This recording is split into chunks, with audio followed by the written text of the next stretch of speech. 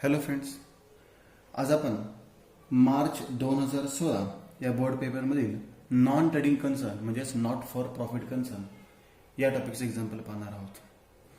या आधीच्या लेक्चरमध्ये आपण स्टेप्स पाहिलेले आहेत. नॉन ट्रेडिंग कन्सर्न याचा एक्झाम्पल सॉल्व्ह करण्याच्या स्टेप्स. जर उदाहरणामध्ये आपल्याला रिसीट अँड पेमेंट अकाउंट आणि ॲडजस्टमेंट दिले असतील तर कोणत्या स्टेप्स आहेत त्या पुन्हा एकदा रिवाइज करूयात. ओपनिंग बॅलन्सचे दोन इफेक्ट करावेत. ओपनिंग बॅलन्स शीटला आणि क्लोजिंग बॅलन्स शीटला. ॲसेट असेल तर ॲसेटला, लायबिलिटी असेल तर लायबिलिटीला. रिसीट अँड पेमेंटचं पोस्टिंग करायचं आपल्याला. रिसीटचं पोस्टिंग टू बॅलन्स ब्रॉडाऊन जो दिलेला असतो तो ओपनिंग बॅलन्स शीटच्या ॲसेटला. रिसीटचं पोस्टिंग ओपनिंग बॅलन्स शीटला किंवा इन्कमला किंवा क्लोजिंग बॅलन्स शीटच्या लायबिलिटी साईडला. आणि टू बॅलन्स कॅरी डाऊन दिला असेल तर क्लोजिंग बॅलन्स शीटच्या लायबिलिटी साईडला. म्हणजेच काय की रिसीटचं पोस्टिंग एक तर तुम्ही ओपनिंग बॅलन्स शीटच्या ॲसेटला दाखवा, इन्कमला दाखवा किंवा क्लोजिंग बॅलन्स शीटच्या लायबिलिटी दाखवा. पेमेंटचं पोस्टिंग त्याच्या उलट ओपनिंग बॅलन्स शीटच्या लायबिलिटीला दाखवा, एक्सपेंडिचरला दाखवा किंवा क्लोजिंग बॅलन्स शीटच्या ॲसेटला दाखवा. या पद्धतीने आणि ॲडजस्टमेंटचे दोन दोन इफेक्ट करायचे आहेत आणि नंतर अकाउंट्स क्लोज करायचे आहेत. आता पाहूयात. हे एक्झाम्पल आहे. मराठी विश्वकोश centre Wai has given following information. आपल्याला तारीख दिली 31/3/13. आपण इन्कम अँड एक्सपेंडिचर 31/3/13चं केलेलं आहे. बॅलन्स शीट 31/3/13चे केलेले आहे. आणि ते ओपनिंग बॅलन्स शीटची आवश्यकता असेल तर आपल्याला ओपनिंग बॅलन्स शीट करावी लागणार आहे. मग तीच आता आपण वर्किंग नोटमध्ये 4 ते 5 ओळीची केलेली आहे. ह्याची तारीख आहे 31/3/12 किंवा 1/4/12. हे 13चं अकाउंटिंग दिले, आपण 12चं केलेलं आहे. 31/3/12 किंवा 1/4/12 दोन्हीपैकी कोणतीही तारीख लिहिली तरी चालेल तुम्ही. आता या स्टेप्स तुम्ही व्यवस्थित लिहून ठेवायच्या आहेत पुन्हा एकदा. आता एक्झाम्पल सॉल्व्ह करायला आपण सुरुवात करूयात. आता एक्झाम्पलमध्ये आपल्याला रिसीट साईड आणि पेमेंट साईड दिलेले आहे, बरोबर. यानंतर ओपनिंग बॅलन्स शीटचं काही दिलेलं नाही आहे. कॅपिटल फंड दिलेला आहे. आता ह्या कॅपिटल फंड याचे दोन इफेक्ट आपल्याला माहिती आहे. प्रत्येक ॲडजस्टमेंटचे आपण दोन इफेक्ट करणार आहोत, म्हणून आपण ओपनिंग बॅलन्स शीट तयार केलेली आहे. नॉर्मली कॅपिटल फंड दिला असेल तर ओपनिंग बॅलन्स शीटची आवश्यकता नसते, पण आपण 4 ओळीची वर्किंग नोट करायची आहे. Legacies are to be capitalize. लिगसीला टिकमार्क केलेले आहे. आउटस्टँडिंग सॅलरीज, सॅलरीला टिकमार्क केलेले आहे. त्याच्यानंतर 50% एंट्रान्स फीज कॅपिटलाइज सांगितले, मग एंट्रान्स फीजला आपण टिकमार्क केलेले आहे. आणि यानंतर डेप्रिसिएशन फर्निचर सांगितलंय आणि फर्निचरला आपण टिकमार्क केलेले आहे, बरोबर. एक्झाम्पल सॉल्व्ह करायला सुरुवात करणार आहोत आपण. लक्ष द्या विषय आता. रिसीट साईडचा पहिलाच आयटम दिलेला आहे. रिसीटचं पोस्टिंग मी सांगितले. रिसीटचं पोस्टिंग कुठे कुठे जाणार आहे परत एकदा रिपीट करतो. एक म्हणजे ओपनिंग बॅलन्स शीटच्या ॲसेटला किंवा इन्कम साईडला किंवा क्लोजिंग बॅलन्स शीटच्या लायबिलिटी साईडला. या पद्धतीने आपल्याला पोस्टिंग करायचं आहे. ठीक आहे, पाहूयात आता. पहिल्यांदा ओपनिंग बॅलन्स दिला आहे. रिसीट अँड पेमेंटचा पहिला आयटम कोणता असतो? Opening balance. आता मागील एक्झाम्पलमध्ये आपण पाहिलं होतं की सुरुवात आपण ओपनिंग बॅलन्सेस पासून करतो, पण या उदाहरणामध्ये ओपनिंग बॅलन्सेस फक्त कॅपिटल फंड दिलेला आहे. हवं तर मी याने सुरुवात करून देतो. या ऍडजस्टमेंट पासून आपण सुरुवात करतो. कुठे दाखवतो ओपनिंग बॅलन्सचे दोन इफेक्ट बघा. ओपनिंग बॅलन्स दिला असेल तर दोन इफेक्ट कुठे दाखवायचे? ओपनिंग बॅलन्स शीटला आणि क्लोजिंग बॅलन्स शीटला. मग या ऍडजस्टमेंटमध्ये कॅपिटल फंड दिलाय, हा ओपनिंग बॅलन्स शीटला येणार. कॅपिटल फंड कुठल्या बाजूला येतो? लायबिलिटी साईडला. बिल्डिंग असेल, फर्निचर असेल तर ॲसेटला. कॅपिटल फंड 1,08,000 ओपनिंग बॅलन्स शीटला. आणि दुसरा इफेक्ट कुठे दाखवतो? क्लोजिंग बॅलन्स शीटला. कॅपिटल फंड पण हा इनर कॉलमला घेतो, 1,08,000 इनर कॉलमला घेतो. या पद्धतीने आपण पोस्टिंग केलं. या ऍडजस्टमेंट पासून सुरुवात केली. समजा इथे बिल्डिंग, फर्निचर, मशिनरी दिले असतात तर building, furniture, machinery opening balance शीटच्या ॲसेटला आणि क्लोजिंग बॅलन्स शीटच्या आपण ॲसेटला घेतली असते. ठीक आहे, आता रिसीट साईडचं पोस्टिंग करूया. रिसीटचा पहिला आयटम कोणता असतो? To balance brought down. म्हणजे हा कॅश आणि बँकचा ओपनिंग बॅलन्स असतो आणि डेबिट साईडला दिलाय म्हणजे ॲसेट आहे, बरोबर. मग ओपनिंग बॅलन्स कुठे दाखवणार? ओपनिंग बॅलन्स शीटच्या ॲसेटला कॅश इन हँड आणि cash at bank. Cash in hand आणि cash at bank. Cash in hand किती आहे? 13,000 आणि कॅश ॲट बँक किती आहे? 95,000. ओपनिंग बॅलन्स आहे, ओपनिंग बॅलन्स शीटच्या ॲसेटला दाखवलं. लॉकर रेंट कुठे दाखवणार आपण? Locker rent इन्कमला. रिसीटचे सगळे आयटम नॉर्मली इन्कमला येतात. By locker rent, by locker rent 5,000 5,000. याला ऍडजस्टमेंट नाहीये त्यामुळे आउटरला घेतलं. Entrance fees, entrance fees adjustment आहे म्हणून इन्कमला. ऍडजस्टमेंट नसेल तर कॅपिटलमध्ये ऍड करतो आपण. ऍडजस्टमेंट आहे म्हणून इन्कमला लॉक एंट्रान्स फीज 19,000. एक ओळ जागा सोडली. Sale of old newspaper. Old newspaper थोडक्यात आपण त्याला रद्दी म्हणू शकतो. रद्दी विकली म्हणजे मालमत्ता नाहीये तर इन्कम आहे. मग इन्कम साईडलाच by sale of old newspaper.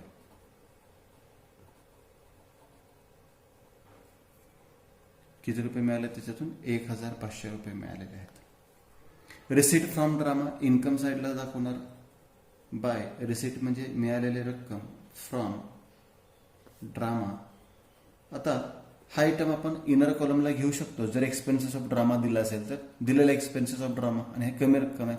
मग रिसीट फ्रॉम ड्रामा आपण इनर कॉलमला लिहू शकतो. त्यातून एक्सपेन्सेस ऑफ ड्रामा लेस करू शकतो किंवा कॉस्ट ऑफ ड्रामा लेस करू शकतो. मग रिसीट फ्रॉम ड्रामा आपण इन्कम इनर कॉलमला घेतला, एक व जागा सोडलेली. लिगसीज ऍडजस्टमेंट आहे म्हणून आपण इन्कमला दाखवायचं आहे. ऍडजस्टमेंट नसती तर आपण कॅपिटलमध्ये ऍड केले असते बाय लिगसीज.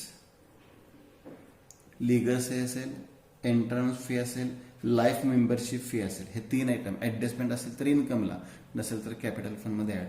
इनर कॉलमला घेतलं 1,10,000, एक व जागा सोडली. मिसलेनियस रिसीट इन्कमलाच बाय मिसलेनियस रिसीट्स. आणि यातून मिसलेनियस एक्सपेन्सेस वजा करत नाही. जसं कॉस्ट ऑफ ड्रामा आपण वजा करणार आहे इन्कम फ्रॉम ड्रामामधून, तसं मिसलेनियस रिसीटमधनं मिसलेनियस एक्सपेन्सेस वजा करत नाही.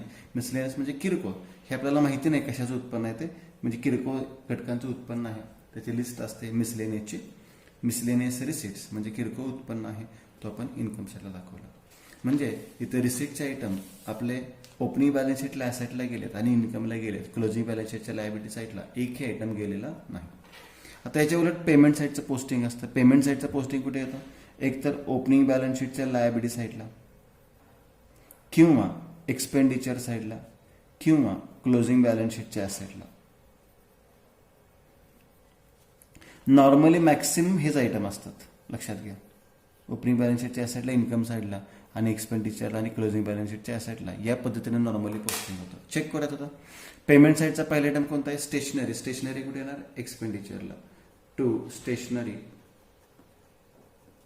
5,000 रुपीज, 5,000 रुपये. फर्निचर, आता फर्निचर खरेदी केलंय म्हणजे हा खर्च नाहीये, एक्सपेंडिचर नाही, तर ही मालमत्ता आहे. आणि मालमत्ता कुठे दाखवतो आपण? ॲसेटला. जुनं फर्निचर असतं त्यात ऍड केलं असतं, तर जुनं फर्निचर नाहीये म्हणून इनर कॉलमला घेतलं मी 50,000, त्याच्यावर ऍडजस्टमेंट आहे, टिक मार्क आहे त्याला, एक व जागा सोडली, कंसात तारीख लिहून ठेवतो 1/1/13. माहिती आहे आपल्याला तारखेचा संबंध डेप्रिसिएशनसाठी असतो. इन्व्हेस्टमेंट, इन्व्हेस्टमेंट ही सुद्धा ॲसेट आहे. कुठे येणार? ॲसेट साईडलाच. इन्व्हेस्टमेंट्स 1,00,000 रुपीज, 1,00,000 रुपये. Expenses of drama.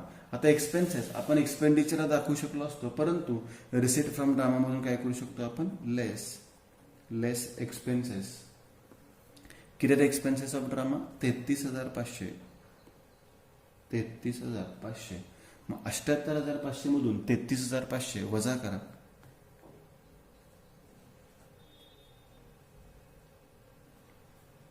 $45,000 आउटरला आले.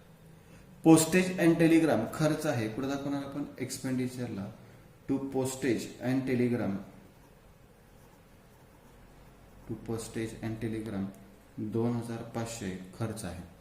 मॅगझिन्स अँड न्यूजपेपर्स हा सुद्धा खर्चच आहे. टू मॅगझिन्स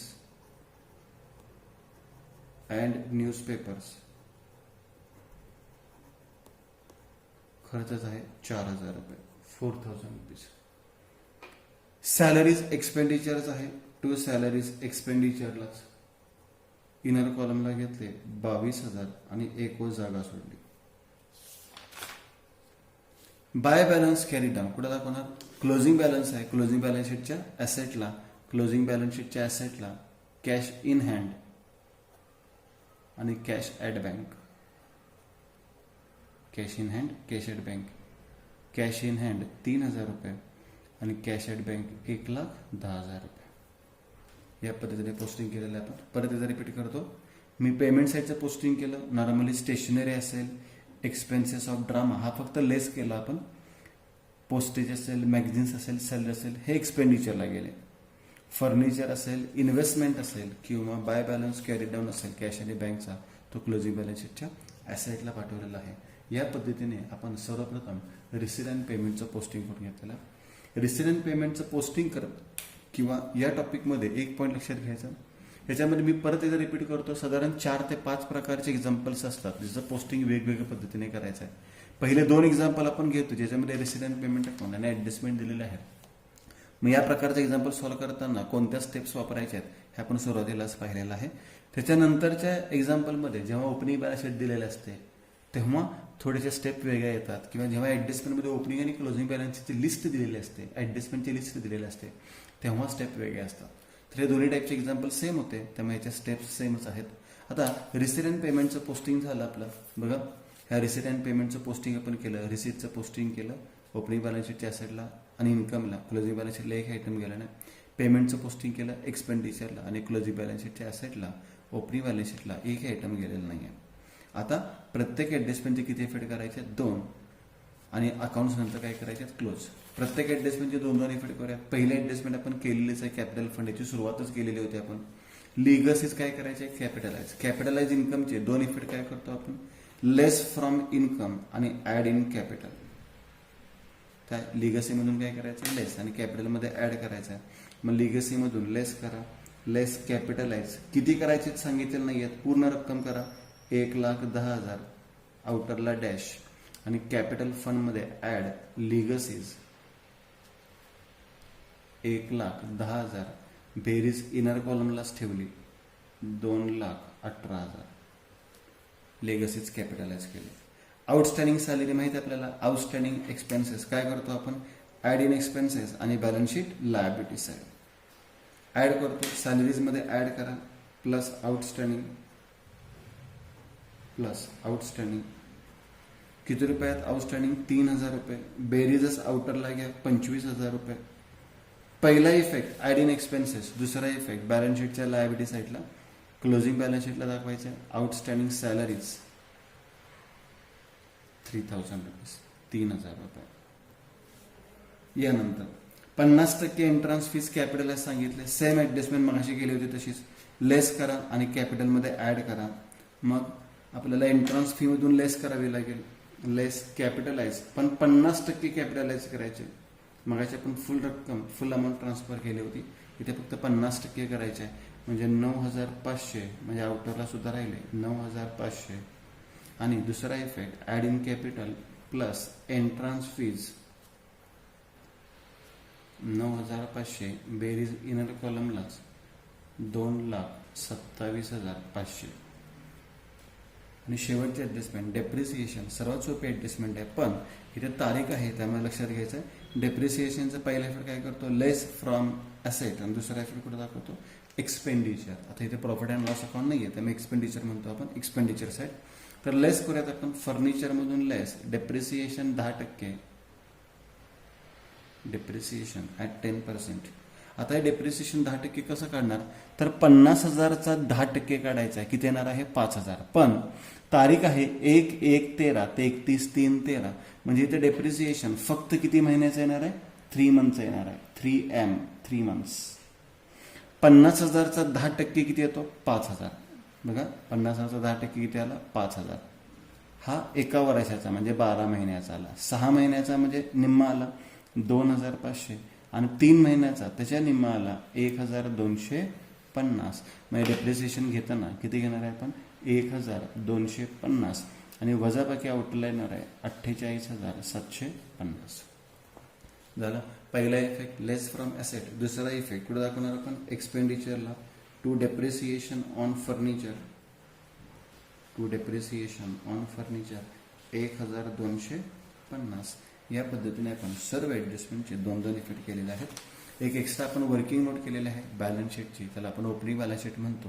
त्याची तारीख मागच्या वर्षीची दाखवतो आपण. आणि आता इथे एक्झाम्पल क्लोज करायचं आपल्याला. क्लोज करताना परत एकदा स्टेपकडे जायचं आपण. पहिल्यांदा काय करायचं आपल्याला? प्रथम ओपनिंग बॅलन्स शीट क्लोज करा. तुम्हाला कॅपिटल फंडची रक्कम मिळेल ती क्लोजिंग बॅलन्स शीटला पाठवा. इथे आणायचं आहे आपल्याला ओपनिंग बॅलन्स शीटमध्ये कॅश आणि बँक दिलेला होता, कॅपिटल फंड पण दिलेला होता, आणि हा ओपनिंग बॅलन्स शीटचा फरक येणार नाहीये, टॅली होणार आहे. कारण की आपल्याला सर्व व्हॅल्यूज दिलेल्या होत्या. किती रुपयाने टॅली झालेला आहे? 1,08,000. हा आपल्याला एक बेनिफिट मिळतो जर आपण ओपनिंग बॅलन्स शीट तयार केली. जर ओपनिंग बॅलन्स शीट आपली क्लोज झाली नाही तर समजून घ्यायचं आपलं काहीतरी पोस्टिंग राहिलेलं आहे किंवा काहीतरी चूक झालेलं आहे. इथे ओपनिंग बॅलन्स शीट टॅली झाली म्हणजे आपलं पोस्टिंग बरोबर आहे. आता यानंतर इन्कम अँड एक्सपेंडिचर क्लोज करा. सरप्लस आला तर ऍड इन कॅपिटल, डेफिसिट आलं तर लेस फ्रॉम कॅपिटल. चेक करूयात आपण. पहिल्यांदा आपण काय करतोय आता, opening balance income and expenditure account close करतोय. कोणती बेरीज जास्त आहे ते प्रथम पाहूयात आपण. इथे आपल्याला डेबिटला 25,000 मोठी रक्कम आहे, क्रेडिटला 45,000 मोठी रक्कम आहे, म्हणजे क्रेडिट साईडची बेरीज जास्त असणार डेफिनेटली. 45,000, 5 50,000, 10 60,000, 1,000 61,000, 61 आणि 8 69,000, 69,000. क्रेडिटची डेबिटची बेरीज वगैरे 25 25 आणि 5 30, 34 35 36 37,750, 37,750, 38,000, 39,000 आणि हे 30 69,000. डेबिट साईडला फरक आला त्याला आपण म्हणतो to excess of income. Income साईडची बेरीज जास्त आहे बरोबर. Excess of income over expenditure पेक्षा त्याला आपण शॉर्टकटमध्ये सरप्लस सुद्धा म्हणतो. कंसात लिहून ठेवूयात सरप्लस. आणि हा सरप्लस आपण कॅपिटल फंडमध्ये काय करतो, ऍड करतो. 31,250 ऍड सरप्लस 31,250. आता आपण कॅपिटल फंड आउटरला घेऊ शकतो. 750, 7 आणि 8, 3 आणि 2 5, 2,58,750. आणि आता क्लोजिंग बॅलन्स शीट ही काय झाली पाहिजे, टॅलीच झाली पाहिजे. मग क्लोजिंग बॅलन्स शीटची दोन्ही साईडची बेरीज ही सारखी झाली पाहिजे. चेक करूयात आपण, कन्फर्म करूयात. 58, 59, 60, 61, 2,61,750. इकडची बेरीज करूयात. 750 आहे असेच. 8 आणि 3 11, चालाला 1, 4 आणि 1 5 आणि 1 6 आणि 1 आणि 1 2, 2,61,750. या पद्धतीने हे आपलं एक्झाम्पल सॉल्व्ह झालेलं आहे. एकदा पूर्ण एक्झाम्पल चेक करा. पूर्ण एक्झाम्पल सरावनी व्यवस्थित चेक करायचं आहे. आपण सॉल्व्ह केलेलं आहे ते व्यवस्थित लिहून घ्या. आणि ह्या ज्या स्टेप्स आहेत ह्या स्टेप्स तुम्ही व्यवस्थित लक्षात ठेवायच्या आहेत. थँक्यू.